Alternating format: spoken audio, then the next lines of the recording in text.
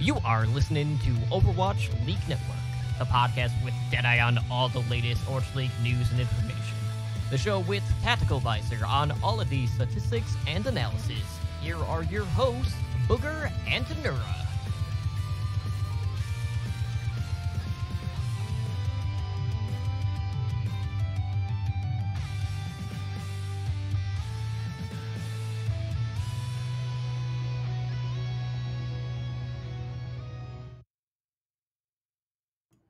What's up, y'all, and welcome to episode 136 of the Overwatch League Network, featuring me, Booger, and Anura.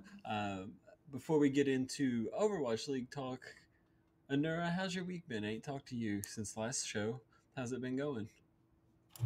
It's been good. I mean, so far so good. I'm more excited about this Countdown Cup than anything that happened last week. But there's some news that I'm really excited to talk about. So I mean, right now I'm just looking forward to that. How about you? Oh, not too. Been a pretty good week. Playing a lot of video games and just going to work. It's been so rainy here that it has not even been like able to go outside. So it's been kind of a dreary week. But we're gonna go ahead and open this show up to talk about Overwatch League. We're gonna talk about the freshest and hottest news from around the league right at the very beginning. And we're gonna start off by talking about Decay. And there's been a lot of things happen with Decay today. Well, a significant amount of news, starting with the Dallas Fuel announcing that they released Decay and that he is no longer part of their team. And the way they worded it, they put out a tweet. It's only 7 hours old as of recording.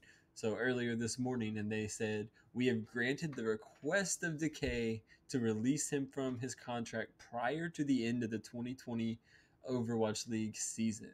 Our management is focused on evaluating changes and building a cohesive team that will be positioned for future success." So that's like a very diplomatic way of saying that Decay was asking to leave the team and that they agreed to that. And there's a little bit more to the saga, but before we keep going, what do you think Decay leaving means for the Fuel? Like, we've kind of seen him bench the past couple games, and it ain't been looking too hot for them. So, uh, does Dallas?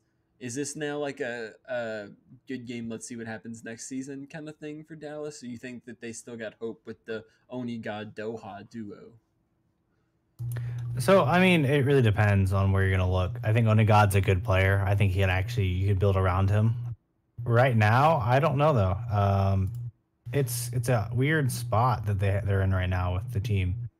I'm excited to see what they do next, but right now, I this might be GG's. Um, Decay was a big part of their wins. Like he carried, he was effect levels carrying for this team even more probably. Doha's really good, and Onigod can pop off as well, but they're gonna have to really step up. This isn't. It's got to be more of a team effort now for the Dallas Fuel. And it looks like the team's falling apart with some other news. If you want to go into that. Okay, yeah. So shortly after the announcement of Decay leaving, Hastro, who is the owner of like Envy and Dallas Fuel, um, put out a tweet, and um, let's just get a quote from this. It's from Hastro's tweets earlier. He said, "Decay had a few months left on his contract, but refused to work with our staff. When a player refuses to practice, it is time for us to move on and give our players their best shot." So Hastro's claiming that Decay just was refusing the practice, and that's that's a big accusation because you're part of a professional team, so that's a pretty big deal. But you know somebody like Decay, who has what we all thought was a pretty bright future ahead of him in Overwatch, because he has been so good.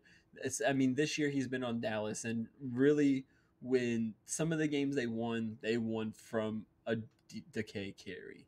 So now we see Hastro kind of pushing the blame into Decay, which almost seems a little bit unprofessional. But if that's the truth, that's the truth. Um, but then later on today, only 1 hour ago, as of recording, Dallas Fuel has announced that Arrow, their head coach since the inaugural season, has been released from his position effective immediately, and that Young will serve as interim head coach. Um, Also, Tika T, who has been a assistant coach, was also relieved from his positions. So now they made some big coaching changes, along with Decay requesting to leave the team, or so that's how we read. So Anura, what do you think's going on here? This is crazy. This is big news. We're gonna talk. I want to talk a little bit about Decay and then everyone else fully now that we have like all the information and with what Hastro said. You can look at Decay's point of view and see what he wanted from this team, where he thought he was going, where he ended up. Beginning of the season, it comes to our attention that he almost got traded to Fusion, and Jesus. amazing team, fantastic, good coaches. You'd have Korean DPS by its side. Then he goes over and he finds out he's getting traded to Dallas Fuel, which he gets Doha as his DPS duo. That's what he wanted. He wanted a Korean DPS duo. We've heard this multiple times now.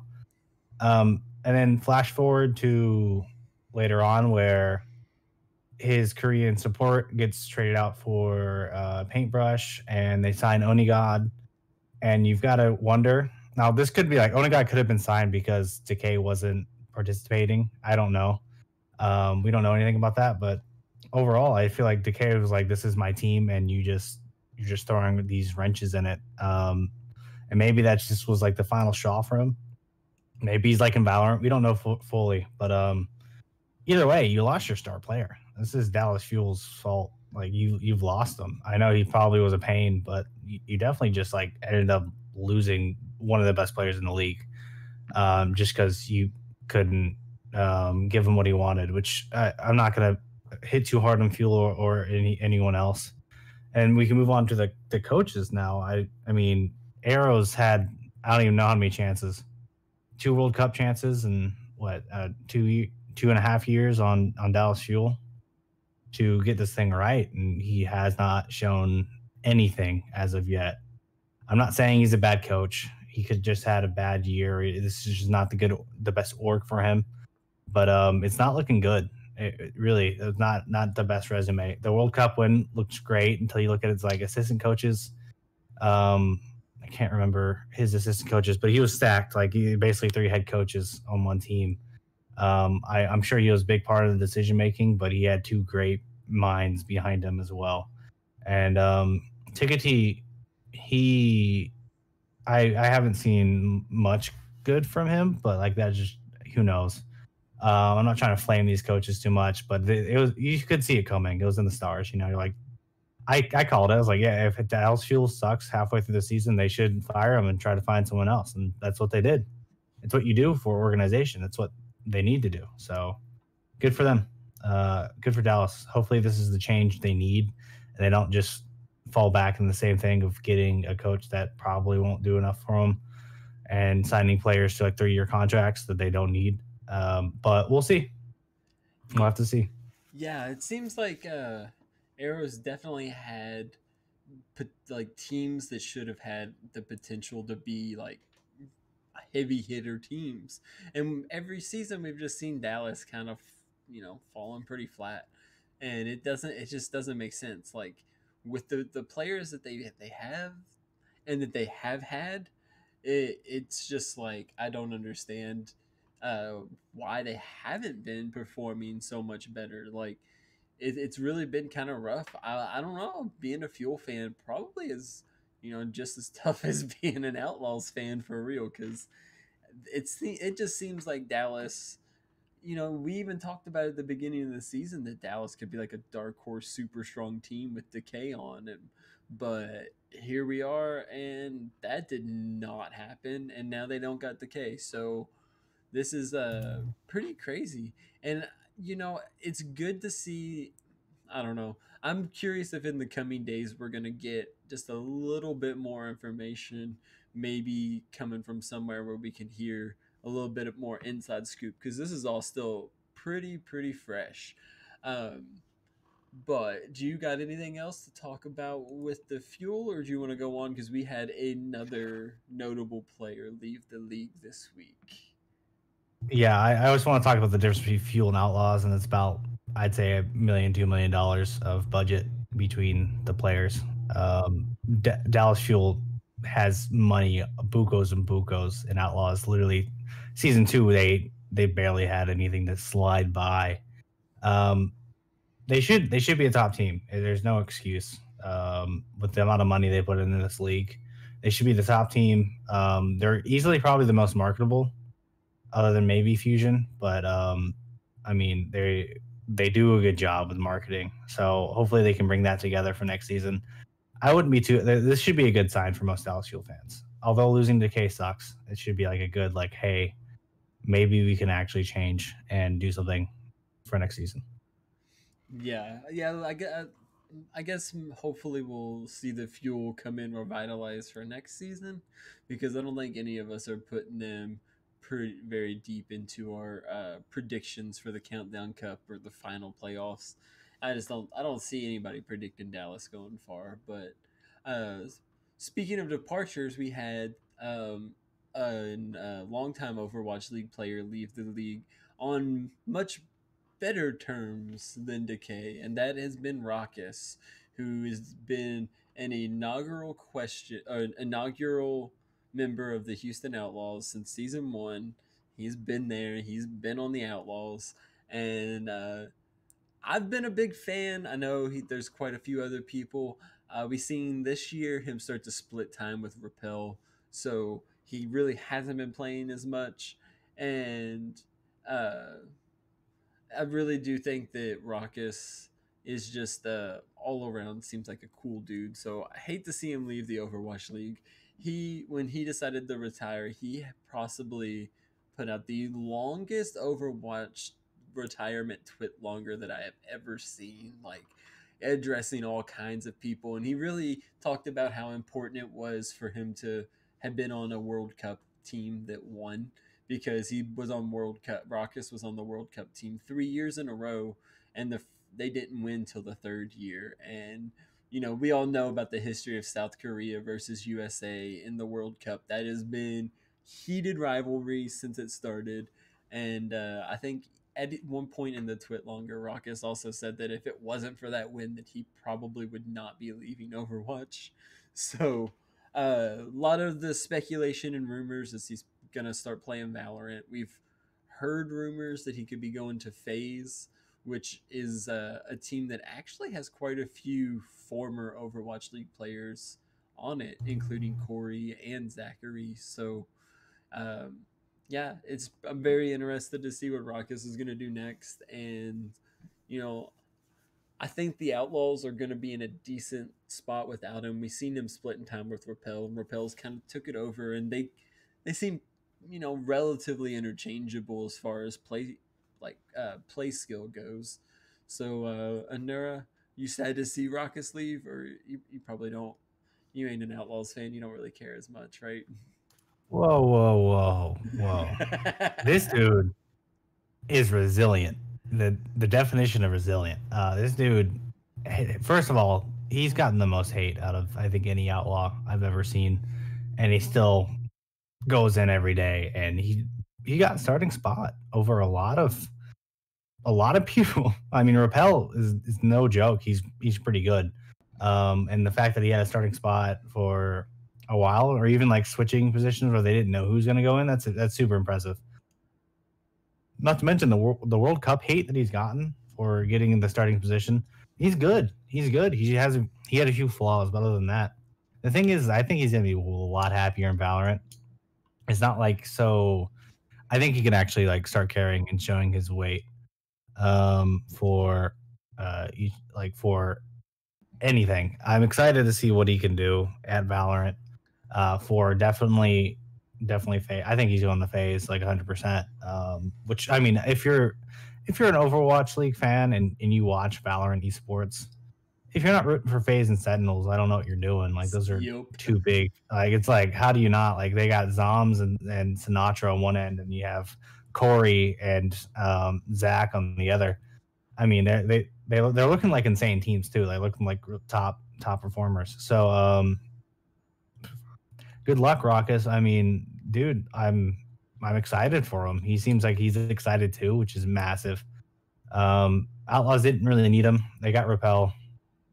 They're going to be fine without him. I hope this is a better opportunity for him than he has currently in Overwatch League. Yeah, I mean, I haven't dabbled too hard into the Valorant esports. I'm like a little familiar, but whatever team Raucus joins, if it's a Valorant team, I'm probably just gonna pick that to be my favorite team. Like that makes it an easy choice in the early days of trying to pick like what kind of team to root for. You know, when Overwatch League started, I had like a little buffer period and trying to decide who was gonna be my favorite team. I settled on the Outlaws, and the rest is history. But You did settle there. oh, Yeah. well, let's see. At the time, I was looking for. Oh, that's a long story, but we'll go ahead and keep up with some modern news. We got okay. So this new player that joined the Reign. Do you know how to pronounce his name? It's LR1S. Is it I think it's Lyris or Is it Lyris. Lyris? I think it's Lyris. We're gonna go with Lyris, and if we're wrong, we might get comments, which is pretty great. So, let's just say Lyris. Okay, so Lyris has joined the Reign, and that happened earlier in this week. And we even got to see him come in for some playtime in one of the Reign's games this weekend. So I did not know a whole lot about this dude before joining the Reign. He played on Third Impact. He's a support player, and now the Reign is right back up to having 12 people on their team after some of departures. So we've seen him.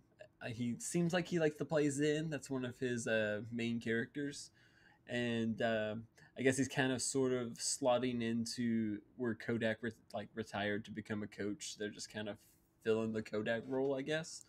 So, do you know much about Lyris? He's goaded. He's good. He's a good player.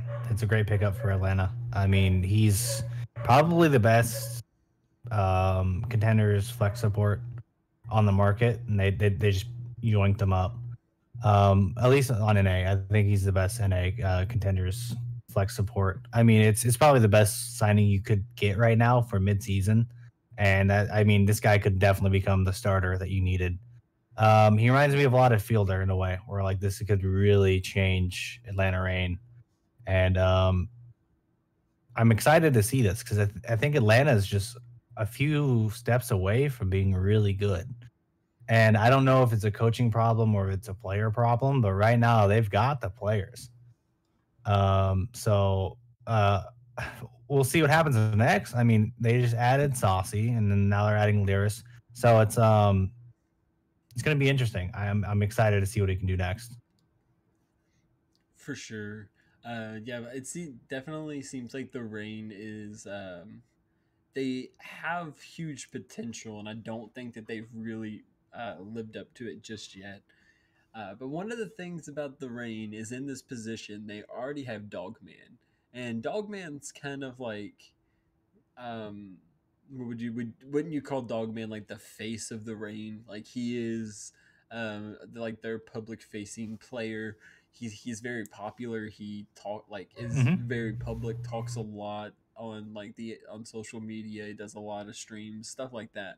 So with that kind of and he's also been on the team since the inception of the Reign. So it seems to me like that's going to be a lot to be able to overcome the split time with.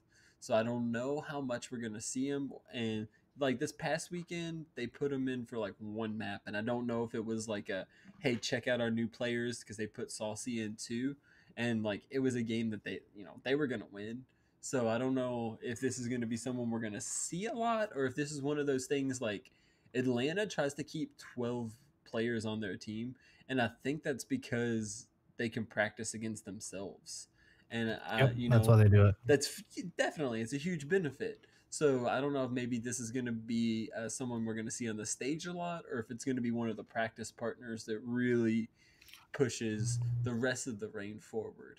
I have a question for you, real Go. quick. So if they're just using him for practice, which could be possible, why would they make Kodak into a coaching position and sign this kid instead? True. It's one of those things where, although I do think he could end up being underdog man, I think he actually has a spot on this team, especially on a double flex support meta. He can definitely come in, and I think he could beat out Dogman if he really tries hard enough. I don't know how much of a leader Dogman is. I know Babyface was their main leader for a while, but right now, I mean, I think that's their weakest spot is flex support. Nothing against Dogman, but I'm just looking at the names, and the take line hasn't been showing up as much as of late either. But it's definitely not the DPS, and I mean Masa's insane.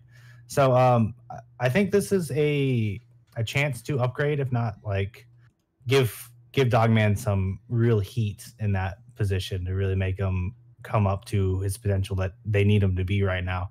So if he might not start, but I really do think they see the potential in him, and I'm excited to see what they can do with him moving forward. But that's all I really have to say about it. Yeah, I think we just gotta see how things are gonna go with Lyris and the rain moving forward. But we did have just a little bit more of movement within the league, and that is seeing the Hangzhou Spark coach Mask step down. They mutually parted ways. They wrote like a really nice thing on their Twitter about Mask and him stepping down, and it's nothing like the Decay release. So y'all can check that out. I'm not going to read that because it's just some friendly. Mask was a good head coach, and meanwhile, with him stepping down, uh, Pajong, Pajong, am I saying that right? Pagion. Yeah, Pagion is going to be their new head coach, main coach. So we'd seen Mask been with the team since Spark joined the league, and he was part of X6 Gaming beforehand. So it's kind of crazy to see because Pagion was the head coach for the Vancouver Titans last year when they were like really really good. So seeing this, it seems like the Spark is this season they didn't have quite as good of a season as they did last year, but they've been making the moves to try to get back there for the end of the season. Like it's kind of crazy. They got Architect now, and now they've got a new coach who has proven that he can coach a really legit team, and that just kind of adds to like what the Spark can really do this season. You think that this is really putting they've been playing in the Asian region, which is just a tough. They have a lot of tough games. So I don't know. What do you think about the Spark? You think that this is a good move for them? I think this is a great move. Spark has always been kind of slow for adapting in metas. And this might be a really good move for them. Like Pagion is, I mean, goated right now after what he's done with Vancouver Titans. I'm sure like he picked up the best team in Korea and then just brought him onto him.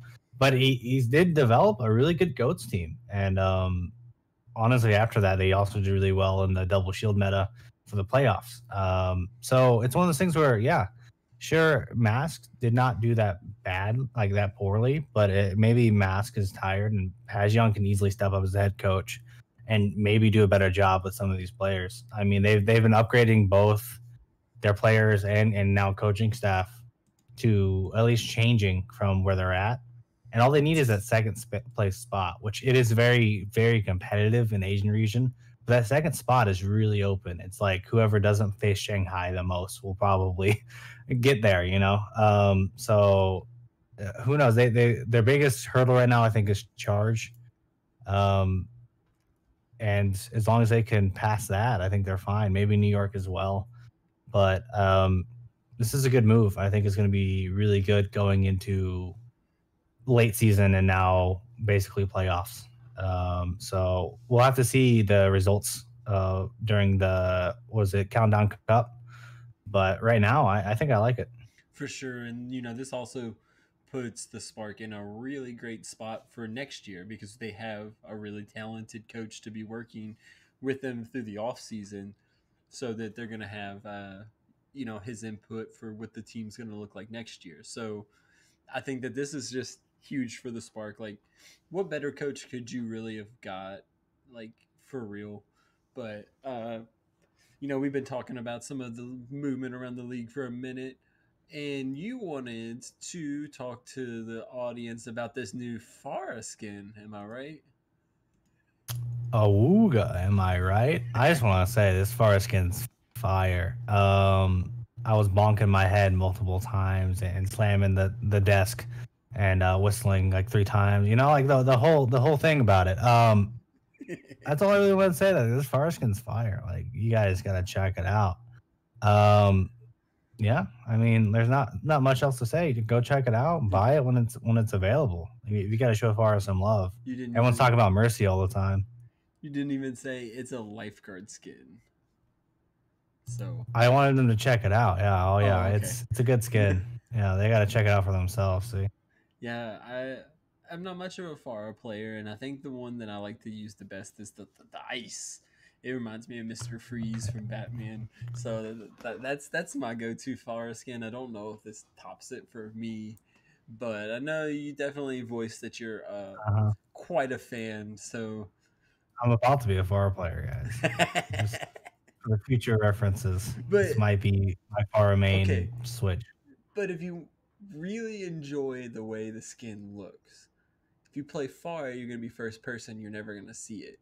You should just be a Mercy. Not if you ult. Not if you ult. You just become a Mercy. I'll be ulting all the time. Ulting is fun. I don't care. But let's get on the next subject. Okay, so last week we had quite a few games, and let me tell you, this was another heartbreaker game for the Houston Outlaws, specifically the Map 5 loss against the LA Valiant. In a game they looked like they could win. Oh my goodness, at the very end of this game on the Map 5 control point, Houston literally seemed like they won the fight, and then they kind of like dilly dallied around and didn't kill the final 2 people, and Valiant stalled it back till they could come back in. And this has been like, is it the second or the third Map 5 loss Houston's had in the last couple of weeks where it's like they should have won, they could have won it. So you know, this year they've only won one Map 5 ever. Yeah, I know. Yeah, It's so causing me heart problems. Like, I don't. Oh man, it's been and then to turn around, that LA Valiant game when it comes to the Outlaws, I had some hope for. I was like, they can do this, they can win. And then coming, the next day, they play the Shock, which is just like, you don't want to lose in a Map 5 like that, where it's like they should have won, and then you got to play the Shock the next day. Like, that's not making it easy on yourself. Like, oh my god, did you watch either of the Houston games? Yeah, I saw you guys get clowned on by Shock, and I also saw the Valiant game, which I thought was a lot closer than I thought it'd be, and good for Houston. But Valiant's kind of clutch sometimes. They're pretty good at that. And I mean, sure, it's not looking good right now. But who you guys facing in the Countdown Cup? I don't remember. Nah, we'll get there. Yeah, it's right now, like, you've just gotta be proud of where you're at, which is I mean, you guys are competitive, which is you're not Boston Uprising. That's all you at least you're not Boston Uprising. Sure, you lost to Boston Uprising, but you're not them right now. So, I mean, there's a few pieces that you guys can add, and literally, like, I think you guys would change completely. So, Yeah. I think they're getting close. I mean, Oh, keep Dante. Just keep Dante, and I think it'll be fine. okay. So I did just peek at Houston's first opponents in the Countdown Cup, and it's gonna be the LA Valiant. No lie. This is a Yeah. flashback to when they just upset Mayhem. They lost in a map 5 to Mayhem before the last tournament. And then round 1 they upset them. And then oh man.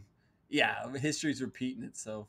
That's what's happening here. But yeah, no, this was again this Houston Valiant game. We got to see Linkser have some insane moments. A couple times it was like fights already lost and he still just went insane. But he also had some like really clutch moments. Like that game was so winnable because of some of Linkser's performances. Not to take away from the rest of the team. Meko always consistently is just huge for the Outlaws. But Linkser was like, we've all talked about him being a pretty streaky player, but he had some hot streaks in that game. So hopefully, when we get to the Countdown Cup, he can maintain that hot streak throughout. But we also had a pretty tough week for your favorite team, the LA Gladiators. They only had to endure one loss this week, which was a 3-1 to the Florida Mayhem. And that game was pretty close. I mean, for a 3-1, it was a pretty tight game. Like either team definitely had the potential to win that. But you want to break it down, like who was the shining stars of this game? I mean, let's be honest. Like, I just think Mayhem's the better team right now.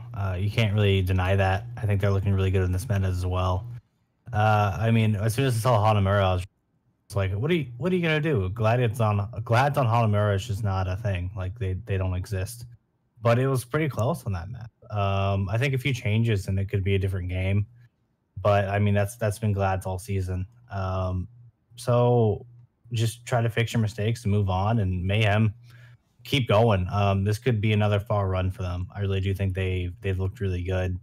All I can say is Glad's looked better on double shield than they have all season, and you shouldn't feel bad for losing against Philly or Paris or Mayhem if you're making it closer than it should be. Um, Keep improving. This isn't nothing matters until postseason. And so, I mean, you've got to really start grinding and getting these comps down or getting these playstyles down so where you can move on to the next one. I mean, we could talk about how good Yaki is and how good, I mean, everyone on the Florida Mayhem have looked incredible. So, I, I mean, I'm excited to see who's going to be second place for the NA side. And I think Mayhem actually has a really good shot. So, good on Mayhem, and I mean good on Gladiators. This wasn't the worst game I've seen. It wasn't embarrassing, so that's good. Speaking of other good games that we had this weekend, I absolutely loved watching this Canada showdown, the Toronto Defiant versus the Vancouver Titans. This game was pretty hype, and a lot of it has to do because they're just naturally going to be like naturally their rivals. They're the two Canadian teams, but even after these new assault changes where the like I don't know if we really covered it on this show, but where they changed the assault, if you play a lot of Overwatch, the time banks now get reduced to like 2 minutes for the person that had the least amount of time if both people cap. But we had a Volskaya Industries game with a final score line of 6-5, and it in favor of the Titans. That is just absolutely insane. We do not see, rarely, very rare, do we see a 4 point Volskaya Industries but it looks like when this map, it didn't look like anybody was playing defense on either team. Like they just attacking team just rolled both times. It was nuts. Like to have a 4-4 scored line post the assault map changes, the time changes, is just virtually unheard of. Um, Anura, did you get to watch this game? It was so hype because it started off with Toronto going up 2-0, and then Vancouver 1-1, and then that Volskaya was map 4 that sent it to map 5, and that was just like it kept going and going. Like, yeah, this was crazy game. Yeah, I got to see part of it. I want to commemorate. I want to talk about the Vancouver Titans and how improved they've looked over this year. Um, with this double shield comp, they're really coming to their own. I imagine if they had an actual flex support player. I mean, Dalton's pretty good, but like he's not flex. He can't play Genji that well. He's been improving, but like it's just His Genji he's not was pretty clean in this series. Yeah, this is not his role. He's a hit scan player. This is not where he should be, and he knows that. He's really just flexing for the team. If they could pick up like an actual flex DPS player, maybe like trade for Jaru or something like that, I mean, this team could actually look pretty good, and they've already been looking way better than I expect them to be for this year. Good on the coaching. I think Flubby has been killing it on the coaching staff of not watching Vancouver. And also Toronto Defiant, way to stay resilient and win it out. Mm-hmm. I mean, this team, they were both not going to be the best this year. We knew that coming in. We thought maybe Toronto Defiant would show up, but they're just not there yet. Once again, like it looks like they have a good foundation for both. I could see Toronto Defiant maybe blowing up, but I think they're very marketable, so I don't think they will. And then Vancouver, they have free reign on anyone they want coming this offseason because they're just going to recruit people they think are going to be good, and they've been good at it. It's second wind. Second wind's always been good at recruiting. So, hey, it was a good game. It was a really good game, and no one should feel bad about that. GG's. It was a good game. For sure. Like, this new Titans roster, they definitely started off a little rough, but Shockwave and Dalton in this series were just taking turns on who was going to go off. And it was kind of crazy to see Toronto actually come out with the win, but they were just playing pretty solid. Like, it was Toronto's game to lose because they definitely, you watched the first two maps, you saw that they had an advantage. But yeah, no, this game was just super fun to watch. I recommend that Toronto versus Vancouver game for anybody that hasn't caught up on some of the games from the past weekend. It's just that's probably a pretty good one to check out. We got anything we else? have one more game to talk about. We got one more game. So we still got Boston Uprising. They still suck, and it's really not surprising. Like, they got 3-0'd by the Titans. They're not going into Countdown Cup at all now. So the Boston's pretty much out. Their season has been I'm trying to think of how to say this diplomatically. It's been asked. It's been so bad. And I feel bad because there's definitely there's probably some players on there that have potential to get to a different team and maybe redeem themselves, but like right now Boston, and it's been like multiple iterations of for the Boston Uprising. So I think they have a solid support line, and Jerry's pretty good. I mean, Fusion's could be a good backup. Like Punk's looks good. I think they're just not there as a team, and I don't think they should be. I think it's just sad being on the Boston Uprising right now. I'm expecting change. Last time I said this, they went off to beat my team, but they need some change. They need to blow up.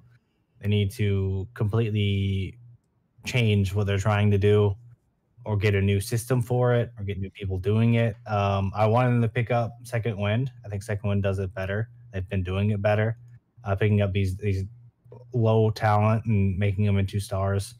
So I mean, you've got to figure out what you need to do next.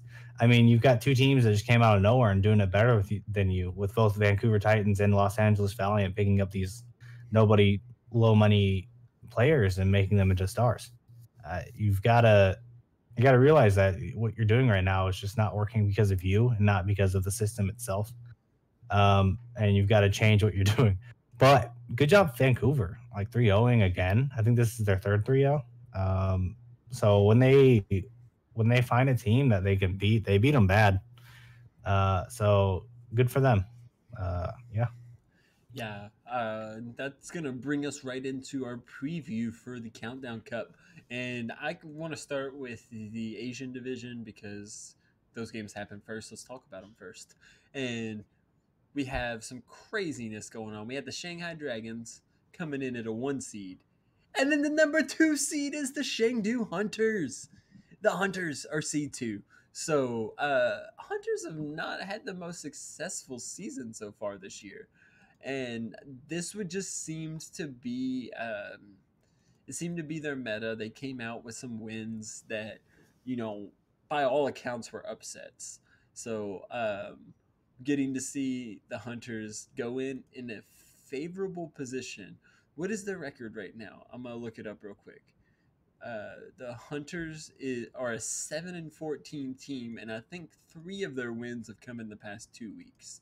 So that's just worked out that they had some really good qualifying weeks. Wrecking Ball was super prevalent in the meta, and they possibly have the best Wrecking Ball in the world, at least in the league. Probably, like, who's better than The most Aiming? veteran one, Yeah, I to be mean, honest, the most with veteran at least. without a doubt, has the most playtime on Wrecking Ball in Overwatch League out of everybody for sure. Aiming, and they played a lot of the ball Zarya. They upset the New York XL. Like, the Hunters looked great in that hero pools, but Countdown Cup ain't played on those hero pools. So are they going to be able to keep up that Wrecking Ball comps, or are they going to meld into the meta and play what everyone else says is best? Or you think that they maintain their Zarya ball that they were running even on maps like Kings Road, where we always see Reinhardt Zarya when available? So what is up with the Hunters in a second seed? Their first game is against the 6th seed London Spitfire. So if you're a London fan, you're like, hey, this is super winnable game. If you're a Hunters fan, you're like, hey, we're on a hot streak, totally hot. What do you think? Let's talk. Let's talk. I mean, you never want to be against Chengdu ever. This is gonna be an honest thing. You're not like, phew, we got Chengdu. Like, oh, great. Now we don't know what's gonna happen next. We don't know what to do. With a new coach, it looks like they're going back to old form, where they're just like, yeah, we're gonna play what we're good at, or play what we can win with. And I don't think London's gonna be exactly ready for it. London's a very structured team, and if you can stop stop from letting London do what they want, you're gonna win. And so that's all Chengdu needs to do to win this game. I'm super hyped to see this game because Chengdu has looked so improved, and sure, it was really good meta for them. You can't deny that, but this is the best they've looked all season. I'm hoping they can get the win out, but if they get the win out and they're looking good, this could be dangerous. Like, this could be finals Chengdu. Especially with the way the bracket's set up, to where both Charge and New York are on Shanghai's bracket. Yeah. Meanwhile, Chengdu has to play their Spark or Soul Dynasty. We got to talk about that. So the other first round games is the Charge versus the XL, or the Spark versus the Dynasty. And I'll be honest with you, I think the Charge or the XL, if you rank these teams by power, those are the number 2 teams. So, like, I think it would not be crazy to see the Charge or New York to go to the finals. I mean, they'd have to upset Shanghai because of the way the bracket is. Shanghai gets a bye first week. So seeing the Charge versus XL in round 1, that's a banger for a round 1 game, dude. That's insane. Yeah, that should be semifinals. That really should be. It could be semifinals. It could be finals, just like one upset away of being a finals game. Like, dang. Yeah. That's insane. So I definitely this whole division, just the way that this bracket structured, the whole first day, the August 8th, you want to be glued to the couch watching these games, because I mean, you get to see Charge XL, and then the Spark with their new coach. They got Architect new to the team. He's been on there a couple of weeks, but still learning, and then going up against Soul. So it's like, we already talked And about what soul's Hunters gonna show London. up? Like, what Yeah, soul's gonna show up? What New exactly. York is gonna show up? What London, like, what Chengdu, like, all these teams could show up on the right day and make it to the finals, which is insane. But okay, if you're gonna go through brackets and say Guangzhou Charge wins against New York Excelsior, I wouldn't say we that. then get the final. Okay, I'm saying that if you do, you get the final. You get the match of Charge versus Shanghai again, and we get to see if Charge can beat Shanghai on this meta, which is insane. We shouldn't be able to get this again, and I'm super excited to see this. I mean, they were in the finals last time, right? Shanghai versus Charge. I want I to say they think were. so. Yeah. Yeah, and this is going to be semifinals now, and so it's really like, honestly, I think the worst matchup could be the finals because it could be like Shanghai versus Spark or Shanghai versus Chengdu or Shanghai versus like Seoul or London. Uh, this could be a bad finals, but also for these lower teams, this is going to be really good. You can get an easy two wins from this, and go straight on your board. Could help you with seeding later on. Like this is going to be huge for that bracket that does not have Shanghai in it or Charge or New York. I mean, this It's big is massive. opportunity. That's for sure. Yeah, like this whole thing, I think unanimously we would all pretty much say Shanghai Dragons is the favorite. But then number two, the second favorite, it could be anybody for real. It's the same meta with Charge. It's the same meta that they won with. Nothing's really changed. That is I true. mean, I do think Shanghai could beat them, but it's gonna be close. I don't see it being a 3-0 at all. This could go either way in the semis. I'm gonna make a bet with myself. If the Hunters win win the Countdown Cup, I'm getting Hunter's Genji skin. That's That's fair. official. Because That's completely fair. yeah, like Hunters coming in a second seed, like oh man, I can't not root for them. Even though the other teams are all very respectable, ain't nothing against them, but you got to root for an underdog. So I'm really hoping we get to see the Hunters pull out some upsets. But now we're going to go ahead and talk about the America region. So with the difference in numbers of teams for the US version, we're going to have our quarterfinals. We already have 4 teams that have received buys, and those 4 teams with the number 1 in order of their seed. We got number 1, the Shock, number 2, the Paris Eternal, number 3, the Philly Fusion, and number 4, the Florida Mayhem. All of those teams received buys from the first round knockout rounds. So those teams will automatically be in the quarterfinals. The games we have for the August the 7th for our knockout games, which is the first round, we got the number 5 seed Atlanta Reign coming up against the Vancouver Titans. We got the number 6 LA Valiant coming up against the number 11 Houston Outlaws in a rematch from the map 5 they just had this past weekend. Then we get the Dallas Fuel versus the Washington Justice. Who can predict how that's going to go? And then we get the number 8 Toronto Defiant versus the number 9 LA Gladiators for what could be a pretty tight match. So with these knockout games, what do you want to go over first? Let's get some predictions in. I'm telling you, I don't think the Toronto LA Gladiators is going to be a tight match. That's Really? not even a biased thing. I think that Gladiators are looking a lot better this meta, and Toronto has looked decent, but like they've had struggles against teams like Vancouver Titans. I do have them winning that one. I think a closer match that we might need to look at is the Dallas Fuel versus Washington Justice. For me, I think that's going to be close. Also, there's another one, Valiant versus Houston Outlaws, that could be kind of close as well. All those games could be close. Yeah. All 2 of them that I just named, and not the Gladiators versus Toronto Defiant game. Yes, I agree. Okay. Yeah. I want to say that I think Valiant's going to win against Houston Outlaws, like an even better victory than before. I know that's going to hurt you, and you can definitely go the opposite way, and I wouldn't blame you because it could happen. But I think Valiant's really good at adapting on newer metas. As long as they don't have like a problem with their players or apply as the play break, I think they could look kind of strong in this meta. And then Dallas Fuel versus Washington Justice. It depends what Dallas comes out. Is it going to be Dallas versus Fuel? Are they look better with their new coach and all these changes? Are they going to be down in the dumps because like everything's changing? Who knows? But I do have Dallas winning this just because I think that they are a better team overall than Washington. So for me, I have Atlanta, LA Valiant, Dallas Fuel, and LA Gladiators going next to the next round. What Oh about you? man, for argument's sake, exact opposite of what you said. No, honestly though, I think Houston's got a decent chance against Valiant. We've seen the last Summer Showdown tournament.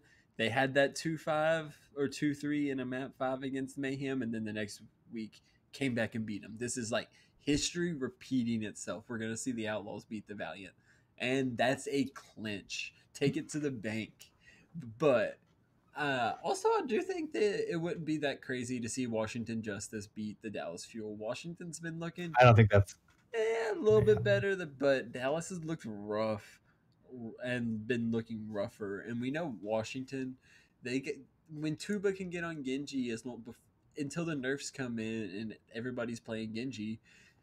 Tuba's a pretty dang good Genji, so I definitely think Justice have upset potential. But I kind of do agree with you. The Atlanta Reign kind of got that win over the Titans, and then Yeah, I think that's an easy one. yeah, that's one that I think you nailed on the head. But I think Gladiators Defiant could be a lot closer than you're expecting because I think that when Toronto looks the best is when I don't want this to sound bad because I don't think it's because of Surefour, but it's when he's on the bench. Like Logic's first and Agilities is a legit DPS lineup, and I mean that's what pulled them through to win against the Vancouver Titans. Like their DPS lineup is Against the Vancouver Titans in a map 5. Can we say this again? The Vancouver Titans in a map 5. yeah, it You happens. know, yeah. Sure, they went far last tournament, but they played a Valiant that put in apply on Brig, and they had Gigan after for 2 days of practice, and they played a really weak Atlanta Reign, and they barely beat them out. I mean, I don't see it. I just don't see them going this far in the tournament. Agility's I Genji is mean, nuts. It's yeah, so nuts. is Kevster. Like, I don't. That's not like a big argument there. I mean, I just think that Gladiators should have them. And I don't think this is even like me being biased. I just think I think Toronto Defiant's been like kind of hyped up in this meta for a weird time now, and they're not there. They're gonna get bodied by a better team, and I think Gladiators can do it easily. Yeah, you could be right. I could just not be seeing it, but I definitely think Toronto is on a pretty good incline, especially with this past couple weeks. And they even won out to get the higher seed. Like I don't know. I definitely could see that going either way. Gladiators, it's 100% winnable for either team. Um, but now let's go ahead. We talked about these knockout games, and then after those, it's the quarterfinals. The teams that get buys get to pick from the winners. That's correct, right? Yeah. Yeah. So, okay. When we get into that, we can't really predict what the matchups are going to be. So we'll just go ahead and talk about: do we think Paris Eternal is strong enough to clinch this again, or is this going to be the Shock or the Fusion? I think those are like our most people's top three teams to win this. Um, so what do you think is going to happen? You think Sparkle really is that wonder kid that's just they're not going to lose any of the tournaments since he came of age? I think the top two teams in this tournament is Paris and Shock. Although I think Philly could be really good in this, beating Paris right now. I think Paris has actually improved since the last time they. I had Paris winning up until probably they faced Shock, and they barely beat Shock last time, and that's when Shock wasn't even playing Genji. This is like I think Philly could do it, right? And I mean, right now, I definitely see the top four teams beating out everyone else. Shock, Florida, Philly, Paris. It should be great for semifinals. I think Shock versus Florida is really cool because it's like it's actually from Summer Showdown, or not Summer Showdown, the first one that we had. The May San Francisco Shock versus Florida Mayhem, and then we have Philadelphia Fusion versus Paris. So like these are two championship matches going into the new championship for this tournament. If there's any upsets, I mean, I don't know. Any upsets, I'd guess maybe Gladiators versus Florida, but that's a stretch, especially after the last game we just saw. And then Atlanta Reign versus Philly could do it if Atlanta's really hype, and but I don't see any upsets past that, and that's like very slight for both of those teams. I don't know about you. What do you have for those? Who do you have winning all those? I definitely think finals. We're going to see the Paris Eternal in the finals. Whether they can pull it off again for a second time in a row, that's a big ask, but it's for sure possible. The Shock, really? I don't know. It seems like the Shock has been the favorite for the past. You know what I'm trying to say. It seems like the Shock would be the favorite that you would bet on the Shock, but I don't know. I'm not really seeing it. Here's my question: when the Shock come up against teams, say like the Paris Eternal or the Philly Fusion, are they gonna keep Super on the Genji? Like, are they gonna really do that? Because I think they might. They might. I mean, right now they're looking really good, like insanely good. I mean, they could put Super on Genji. They really could. I think they're picking Dallas Fuel if Dallas Fuel wins it. Their match, and I think they're gonna dumpster them. Yeah. Yeah, and I think Paris is probably gonna pick someone like Valiant, if not, or Outlaws. They could pick or Outlaws. Yes, whichever two. If Outlaws wins, they're going straight to Shock. They're just gonna dumpster them again. I hope you know that. I hope you know that. Okay. Shock's gonna pick That's Outlaws possible, easily. But would you not be surprised too if the Shock picked a better team to dunk on early? Like, they could. I don't think they. I think they want to have some games. Fun. They play mind games different than the other teams. It wouldn't be surprising if the Shock picked the Atlanta Reign just so they can be like, let's get the best team out of these ones we can pick from. Let's get them out of there first. Do what you need to do. Whatever gets Gladiators closer to either Philly or Mayhem is it's a good thing for me. So if they want to pick Atlanta to where the teams are like, I don't want, then that's fine. Who knows? Like, this could go anywhere. That's why I like these brackets, because it's fun in the moment. But I hate that we're doing the podcast where like we don't know where the players are going, because who knows who picks second. Paris could pick anyone. I think they're gonna pick Valiant. They could literally pick anyone. Or if, say, Houston Outlaws wins, I still think Shock's gonna pick Houston, and then Paris will just pick Dallas.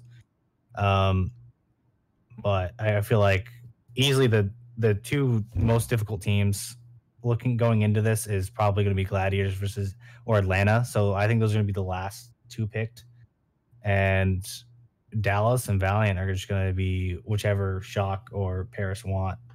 And yeah, I've got Shock versus Dallas, Florida versus Los Angeles Gladiators, Philly versus Atlanta, and Paris versus Los Angeles Valiant. But last time I think it got all screwed up. So who knows? Yeah, I don't know, the way that they let the teams pick, like, that's definitely very interesting and adds to the narrative. But for the sake of like looking at it for the future, I wish they'd just go March Madness style, where it's single elimination anyway. Just bracket it out and let us speculate like what could actually happen, because it kind of leaves us like, we talk about these knockout games and then it's like, well, I guess it really depends who wins. If there's any upsets, it throws a loop for it. But I think no matter the outcomes of the early games, I definitely think Paris or the Shock, Paris Eternal or San Francisco Shock is. I see. Yeah. I see that. Yeah, I think those are for sure the most likely final two.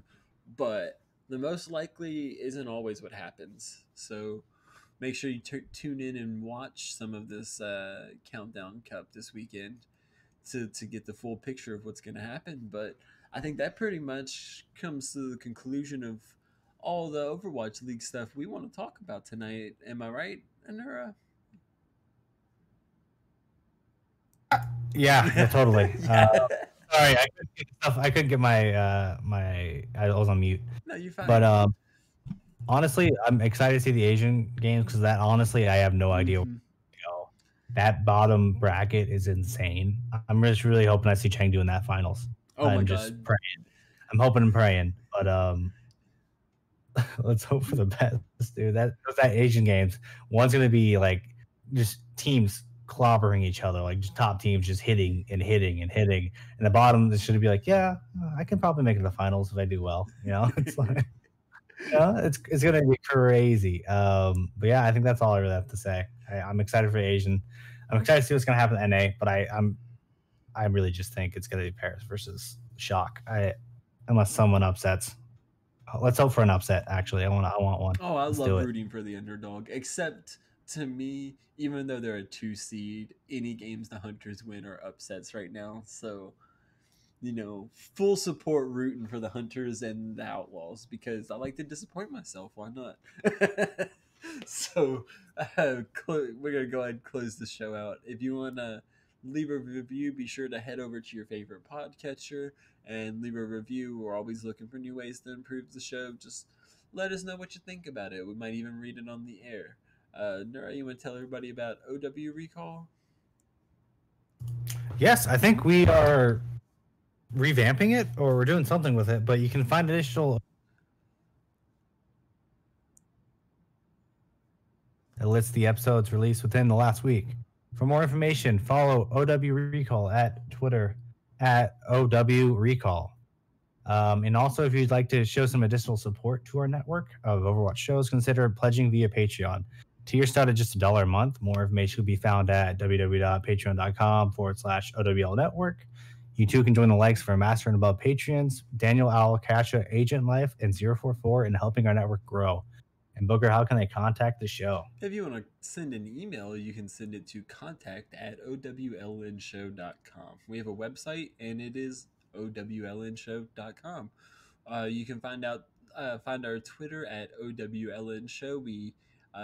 You can stay up to date whenever we're about to go live on Monday nights. You can find past episodes of the show at youtube.com/Overwatch League Network. We have a Discord, which is discord.me/OWLN show. And we are Twitch affiliates. So if you go to twitch.tv/OWLN show, you can help support by subscribing to our channel and you get to earn a network emoticon. And the podcast network streams regularly. We get Overwatch League Network, which airs Mondays at 6 p.m. Pacific time or 9 p.m. Eastern. You got Overwatch League by the Numbers, a fantasy Overwatch League show, which airs at 6 p.m. Pacific time. You got Heroes Never Die, the variety Overwatch show, which airs Wednesdays at 5 p.m. Pacific time. And Tavern Tales is a Hearthstone Battlegrounds podcast with Totem and Ed over on twitch.tv/TavernTalesHS on Thursdays at 5 p.m. And if you want to send me anything, I'm on Twitter at BoogerBrains with 2 Z's. And Anura, where can they tweet at you? It's same old. That's been forever, except when I changed it last week. I am now on Twitter at Anura EA Sports until I get the cease and assist. I will continue being Anura at EA Sports, ANURA EA Sports. It's in the game. Let's keep going. There we go. And that wraps up the show tonight. Special shout out to Kat Bakara, who is hanging out, gave us a new follow at the beginning of the show and hanging out in the chat. And a special shout out to everybody that's listening at home, on your commute, at work, wherever you listen to podcasts. We hope you're having a great day, and we hope you win all of your comp games all week long. Have a great night.